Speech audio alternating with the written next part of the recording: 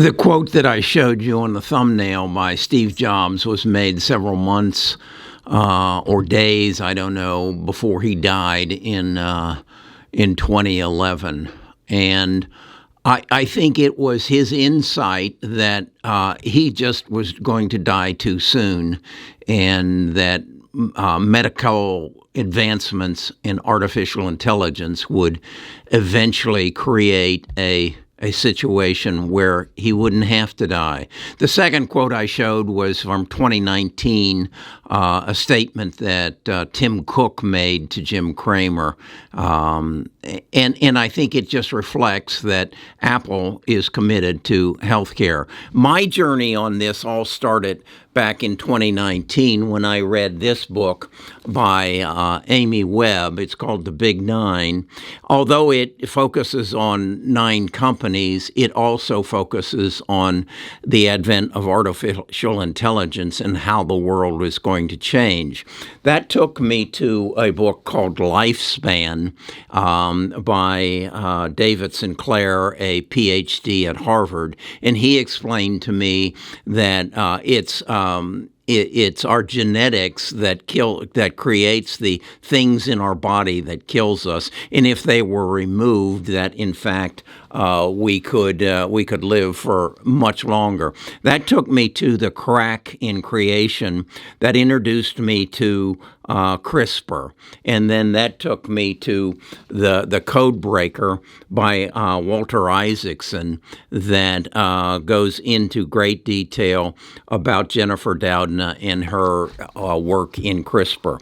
Today I'm reading a new book called The Genomics Machine, another book by Amy Webb, and it talks about how synthetic biology is going to change our lives.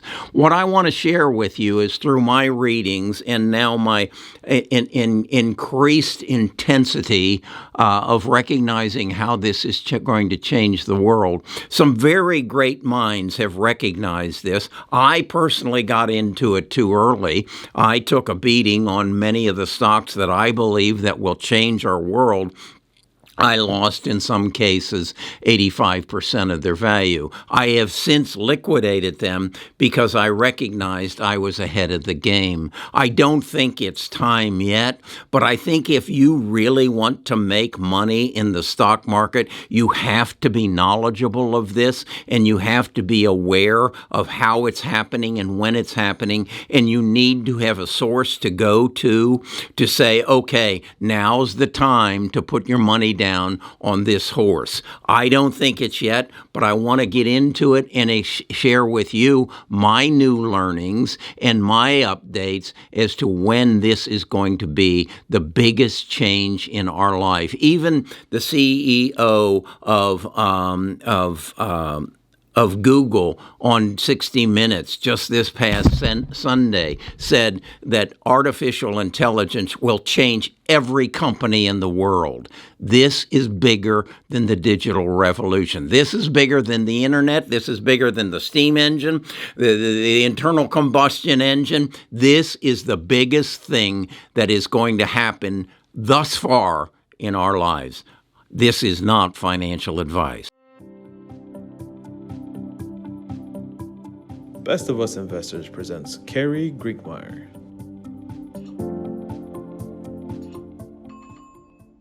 In the book I'm reading now, The Genomics Machine, they try to illustrate what is going to happen by sharing with us what did happen. And what they choose to tell me about is the history of the development of insulin. And they tell me in 1889, 2 German scientists discovered that they could save their dog or extend their dog's life by taking the pancreas out of a deceased dog, grinding it up, actually a number of deceased dogs, grinding it up, and then injecting it into their 6th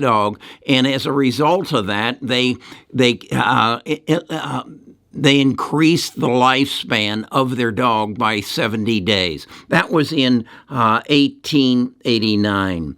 In 1921, two scientists by the name of Banting and Best took this theory about dog pancreas and actually went and got some cadavers and did the same thing with human bodies. Took the pancreas out of human bodies, ground them up, and then put them into another human being and extended their life by creating an insulin that would take care of the problems that they have. They then decided if it worked from human cadavers to human beings, it might work from cattle.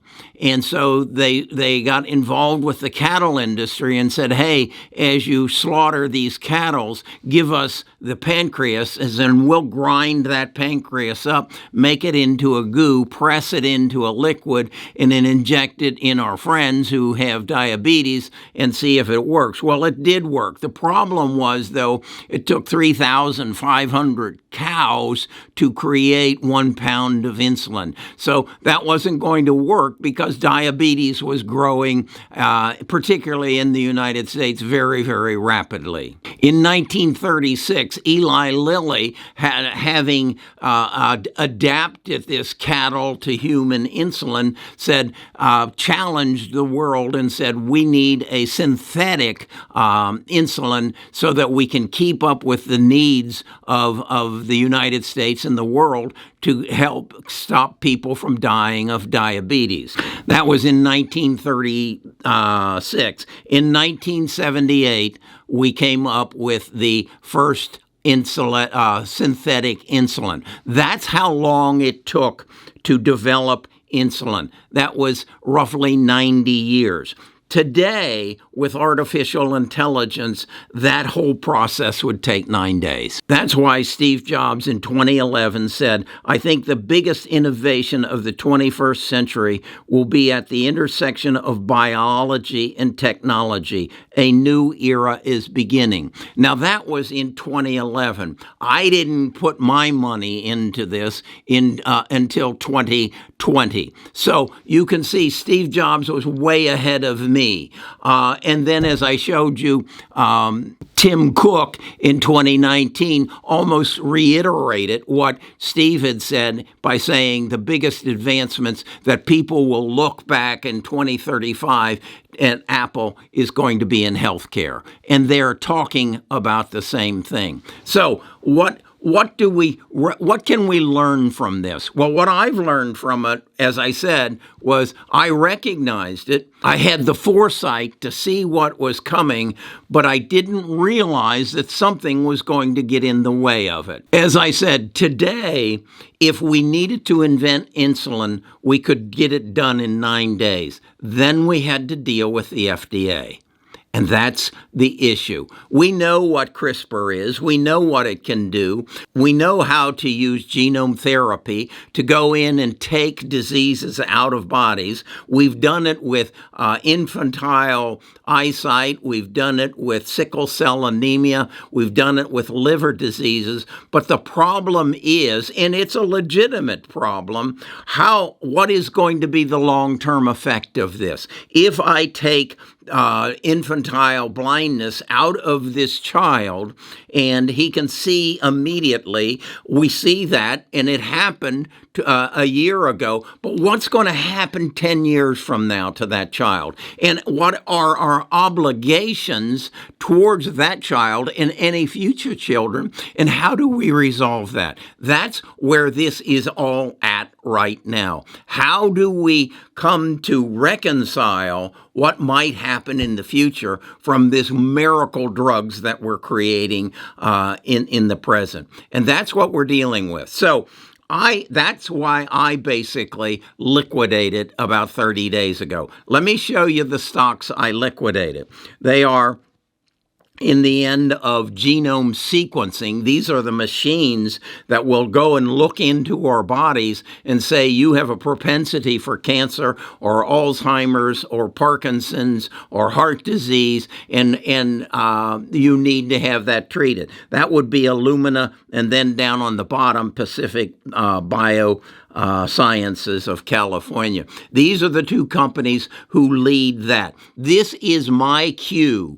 When I go to the doctor and the doctor says to me, Kerry, we think we need to sequence your genome, and we have a machine down in the basement next to the MRI machine that will sequence that, and your insurance company will pay for it, and then we'll use what we learn to determine what your propensity for disease is, and then we'll apply the therapies that are available. That's when companies like Editas, CRISPR, Beam, Caribou, Intella, and Invate step in. These are the companies that are experimenting with CRISPR and different ways of delivering CRISPR to make the changes in our lives. Now, you'll notice then I have another company by the name of Absorption. I explained to you how insulin was basically developed and how that could now be done in 9 days. What is the science that has changed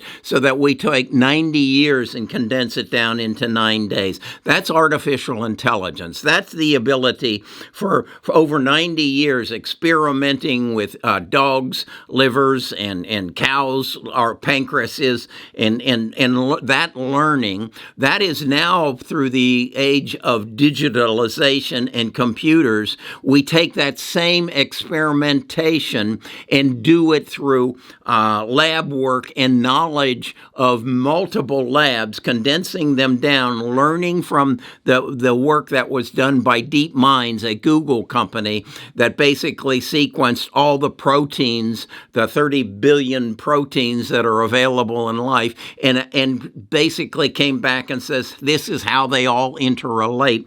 Well, Absorption takes that knowledge and then gets into contract with Eli Lilly or some of the other pharmaceutical companies and takes their knowledge, uses artificial intelligence, and brings that 90-year process down to 9 days. That's where we're at. But still, we've got the FDA to deal with. That's what's holding us back. If we can get past that, if the FDA and the pharmaceutical world can become comfortable that what we're doing isn't going to eliminate the population 10 years from now because we didn't take into consideration this, and this, but then we didn't know about it back 9 years ago, that's where we're at right now. What I'm telling you, though, is that you need to read this new book that I'm reading, The Genesis Machine. I actually am dyslexic, so I don't read anything. I listen to it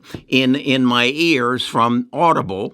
And if you want to get that book free, Audible has a program going on right now. If you're not signed up and a participant in an Audible, you can get your first book free. You'll find a link to that offer in my description. So I just want to re-emphasize, I'm out of this, but I'm sitting with 30% of my portfolio in cash, and I'm waiting for my doctor to tell me, Kerry, you need to get your genome sequenced because there is therapy available now that can change your life. That's going to be my cue to say, I'm all in.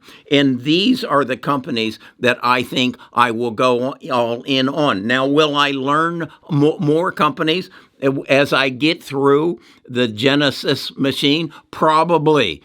I guess I'm asking you, join me on this journey. Get your copy of the Genesis machine. Come to our tribe, and let's work on this together so that we are in the right place when the biggest change in humankind thus far in this history of civilization takes off. That's where I want to be. That's where, when I want my money on the table in the right companies, but I want your help in saying, are these the right companies or are there several others? I'm going to do my part. I'm going to finish Amy Webb's new book, The Jenna Machine. I want you to read it as well. Come to our Stock Talks on Friday. Tell me what you think, and let's get ahead of this. I'm Kerry Grinkmeyer. I'm a retired financial advisor. I don't have anything better to do than to make a video every day based on what I'm learning and sharing it with you. If you'd like to be a part of it, you know how to subscribe, ring the bell. You know the routine. Let's talk again tomorrow.